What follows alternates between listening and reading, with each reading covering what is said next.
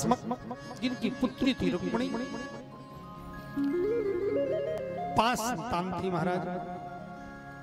रुक्मी सबसे बड़ा बेटा था। रुक्मी की बहन रुक्मिणी भीष्मक जी की पुत्री रुक्मिणी जी साक्षात लक्ष्मी जी की अवतार थी, और लक्ष्मी नारायण की थी, नारायण की है और नारायण की ही रहेगी।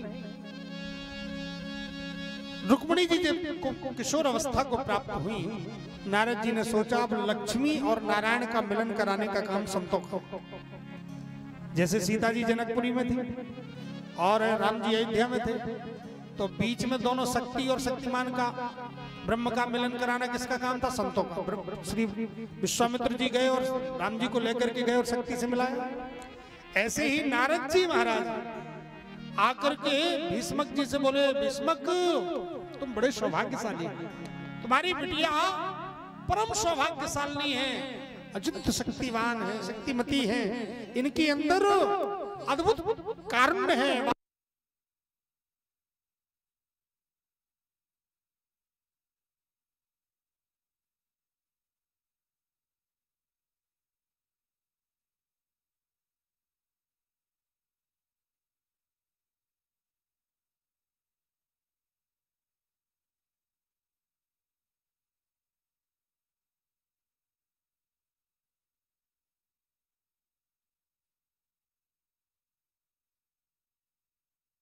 प्रति होंगे ये सब महाराज जैसे गुण बताए, सम्रांगण में कोई उनको जीत नहीं सकेगा।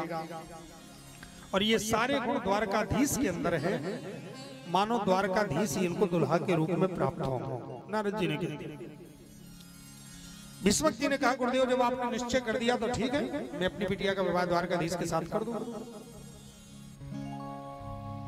नारद जी ने कहा, तो भीष्मक अगर तुम्हारा निश्चय है तो फिर आज का मुहूर्त सबसे बढ़िया है। ऐसा करो, आज तुम संकल्प कर लो, बाकी फिर परसों विवाह कर दो। और तुरंत महाराज श्री नारद जी ने तुरंत संकल्प करवा दिया, पढ़ दिया। नारद जी संकल्प पढ़, भीष्मक जी ने भी मन ही मन संकल्प तुरंत पढ़ दिया और बिटिया का संकल्प द्वारकाधीश के हाथों कर दिया। और बुला करके रुक्मी को कहा, बेटा रुक्मी, गुरुजी आए थे, उन्होंने कहा कि बिटिया रुक्मिणी का विवाह है, द्वारकाधीश के साथ कर दो। मैंने संकल्प भी कर दिया। रुक्मी झल्ला पड़ा, पिताजी मैं अपनी बहन का विवाह घोड़े के साथ नहीं करूंगा, शिशुपाल के साथ में करूंगा। और जैसे ही चेदी देश का राजा शिशुपाल की बात कही तो श्री भीष्मक जी तो घबरा गए, क्या कर?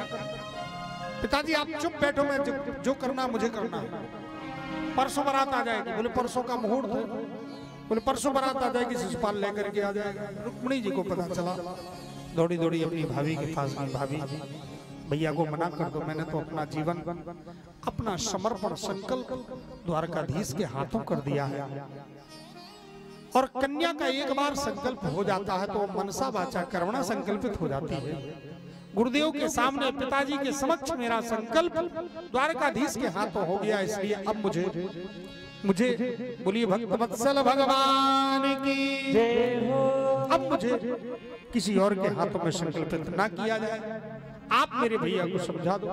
भाभीओं ने कहा, भैया को तो समझाना बहुत कठिन है, ऐसा करो, हम क्षत्रियों में नियम है, अगर वीर है, क्षत्रिय के अंदर क्षत्रियत्व है, तो जीत करके कुछ भी ले सकते हैं, युद्ध कर कोई भी वस्तु प्राप्त कर सकते हैं, चाहे युद्ध करके जीत कर ले, चाहे राज्य ले ले, चाहे धन ले ले, चाहे संपत्ति ले ले, ये राजा के लिए नियम। अगर भगवान द्वारकाधीश इतने पौरुष, इतने वीर हैं, तो उनको चिट्ठी लिख के भेज दो, आ जाएंगे। ब्राह्मण के द्वारा चिट्ठी लिख करके भेजी, कन्हैया के हाथ जैसी चिट्ठी लिखी, सारा चिट्ठी में लिखा हुआ था। भगवान श्याम सुंदर ने देखा, हे ब्राह्मण देवता, जिस तरह रुक्मिणी जी मुझे याद कर रही थी, मैं भी उनको याद कर रहा हूँ। और जैसे ही श्याम सुंदर आए हैं ब्राह्मण को लेकर के इधर, शिशुपाल की बारात आ गई और जरासंध आदि बाराती बनकर राजा आए हैं। सबको पता चला, जरासंध को पता चला गुप्तचरों से कि कृष्ण आए हैं, तो जरासंध ने तुरंत यहाँ पर मीटिंग बुलवाई है। रुक्मी आदि को बुलवा करके जरासंध ने कहा, शिशुपाल से, शिशुपाल तू अपनी विवाहित की सुरक्षा कर ले। मैंने सुना है कि द्वारकाधीश आए हैं, अगर द्वारकाधीश आए हैं तो ये समझ ले कि कहीं तुझे बिगड़ दुल्हन के ना लौटना पड़ जाए, इसलिए तू सुरक्षा की व्यवस्था कर ले। शिशुपाल ने कहा वो क्या करेगा गैया चराने वाला। जरासंध ने कहा उस समय मैं 17 बार हार चुका हूं, वो साधारण नहीं है गैया चराने वाला, उसके अंदर बड़ा पावर है, बड़ी शक्ति है। इधर महाराज ब्राह्मण ने तो सीधे बता दिया, रुक्मिणी जी को मैं लेकर के आ गया, बिटिया चिंता मत करना, वो तेरे गिरजा मंदिर के पास आ जाएंगे। समय निश्चित था। इधर जैसे ही महाराज रुक्मिणी जी चली है गिरजा पूजन के लिए सभी सखियों के साथ में, इधर समस्त सखियों के साथ, अष्ट सखियों के साथ गिरजा जी चली है। तो रुक्मी ने अपनी बहन की सुरक्षा के लिए,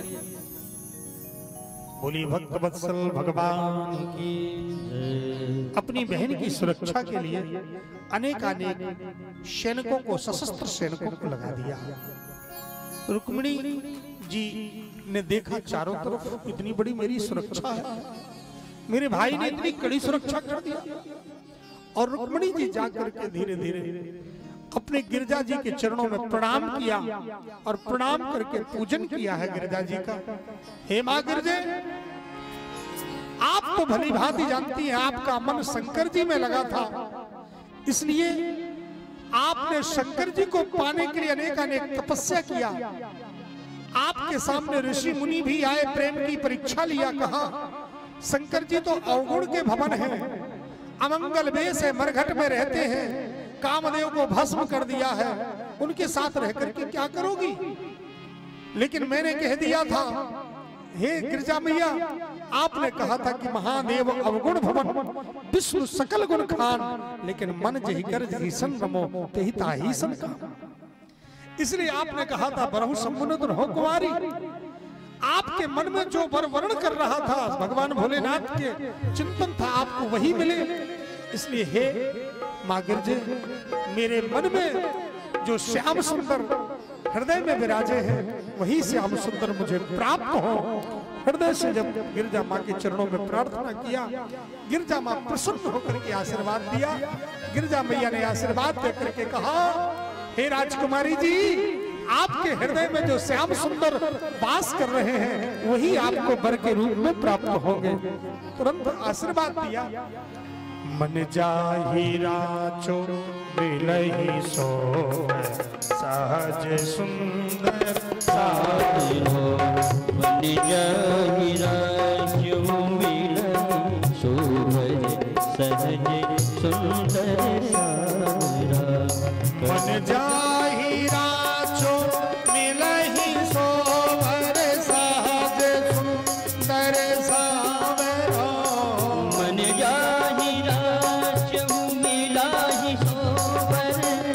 मन सुंदर सामिलो। करुणा निधान सुजान से स्नेह जानत राम। करुणा निधान सुजान से स्नेह जानत राम। यही भांति गौर आशीष सुनसी सहित ही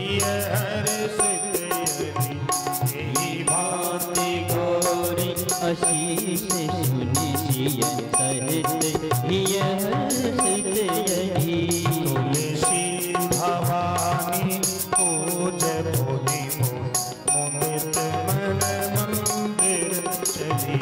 तुलसी भवानी पूज पुनि मुदित मंदिर चली।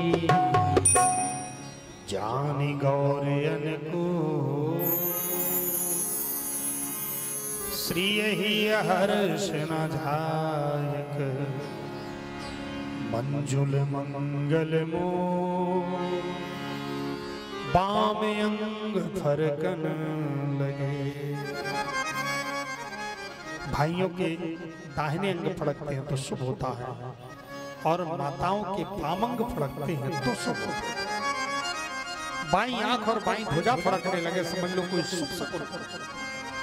रुक्मिणी जी ने देखा मेरी बाईं आंख बाईं भुजा फड़क रही है, लगता मेरे प्रभु मुझे लेने के लिए आ रहे हैं। और जैसे ही रुक्मिणी जी ने सबको निहारा, बड़े बड़े सैनिक खड़े थे, रुक्मिणी जी की दृष्टि पड़ी सबके ऊपर, तो रुक्मिणी जी की दृष्टि को देख करके सारे सैनिक टकटकी लगा के निहारने लगे। सारे सैनिक देखने लगे, आहा कितनी सुंदर राजकुमारी जी, कितनी सुंदर राजकुमारी जी। तब तक कन्हैया ने अपना रथ ला करके गिरजा मंदिर के सामने लगा दिया। सबने देखा राजकुमारी जी तो बड़ी सुंदर, लेकिन ये राजकुमार कितने सुंदर हैं, कितने प्यारे राजकुमारी, दुल्हा कितने अच्छे हैं, दुल्हन अच्छी है लेकिन दुल्हा कितने प्यारे हैं। और महाराज चर्चा, किसी को ये पता ही नहीं था कि दुल्हा है कौन। कन्हैया बीच में बीच हाथ मार के ले गए। कन्हैया ने देखा सब लगे हैं दुल्हा दुल्हन में, किसी अन्य को थोड़ी पता होता कि दुल्हा है कौन, दुल्हा तो बाद में लोग देखते। कन्हैया भी दुल्हा बन के आए और जैसे ही हाथ बढ़ाया तो रुक्मिणी जी ने अपना हाथ बढ़ाया, कन्हैया ने हाथ पकड़ा और घोड़े पर बिठाला, घोड़े को मारा चाबुक, घोड़े हवा में बात करने लगे। और जैसे दौड़े महाराज, सैनिक देखने लगे, बोले हम लोग किसने खड़े, बोले राजकुमारी जी की रक्षा में। बोले कहाँ गई, बोलो तो चली नहीं, चली गई, ले गया महाराज, भगदड़ मच गई। अब तो सखियां लौट के तो आ गई।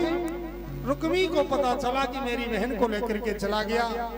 द्वारकाधीश कन्हैया सोई महाराज, रुक्मी सीधे शीघ्रगामी घोड़ों को रथ में सजा करके और खटपट खटपट दौड़ाया, जाकर के सीधे कन्हैया के रथ के सामने रास्ते में खड़ा कर दिया। तलवार निकाली, लपलपाती हुई मारने को किया। कन्हैया ने अपनी तलवार के द्वारा उसकी तलवार को दो खंड में विभक्त कर दिया। और तुरंत महाराज उसी समय बलराम जी आ गए। नारायणी सेना लेकर के बलराम जी ने समझाया, कन्हैया ये क्या कर रहा है, तेरा साला ऐसे युद्ध मत कर, अब तेरा संबंध हो गया है। क्षत्रियों में तो थोड़ा मोड़ा युद्ध चलता रहता। रुक्मिणी जी को समझाया, अच्छा कन्हैया तू जा, द्वारकापुरी में विवाह रचा और मैं यहाँ सबसे निपट लूंगा। बलराम जी आ गए तो बलराम जी सबसे निपटने लगे और कन्हैया आकर के रुक्मिणी जी को लेकर के द्वारकापुरी आए। द्वारकापुरी में आनंद का साम्राज्य छा गया।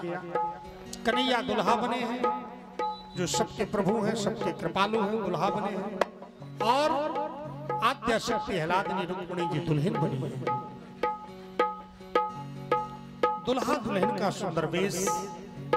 दुल्हा तो सभी बने होंगे कभी ना कभी, नहीं बने होंगे तो बनेंगे, लेकिन आपने देखा होगा दुल्हा को बहुत सजाया जाता है। जितनी टिकली बिंदियां हैं सब लगा दी जाती है। अब पहली बार पाउडर और फेस पाउडर लगता है तो पता नहीं इतना लंबा सजा दिया जाता दुल्हा को कि अब सब देखने में, सब दुल्हा को देख, दुल्हा इतना सुंदर होता ही है। तो लड़का देखने में सुंदर ना हो, वो दुल्हा बन जाए तो सुंदर लगने लगता है। तो फिर हमारे ठाकुर जी दुल्हा बन जाए तो कितने सुंदर ना लगे। सबसे ज्यादा खुशी दुल्हा वेश में किसको होती है? सबसे ज्यादा विवाह में किसको खुशी होती है? माताओं, है ना? माताओं को सबसे ज्यादा खुशी होती है। किसको खुशी होती है? सबसे ज्यादा खुशी होती है माताओं को।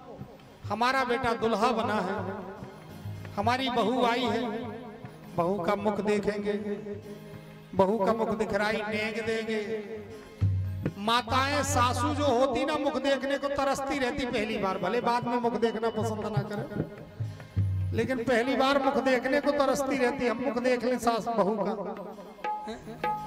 रुक्मिणी जी जैसी बहू पाकर के श्री देवकी जी परम प्रसन्न हैं और परमानंद छाया हुआ है। सब कोई आनंद में डूबे हैं। अब ये हुआ कि द्वारकापुरी में आए हैं, कन्यादान कौन करे?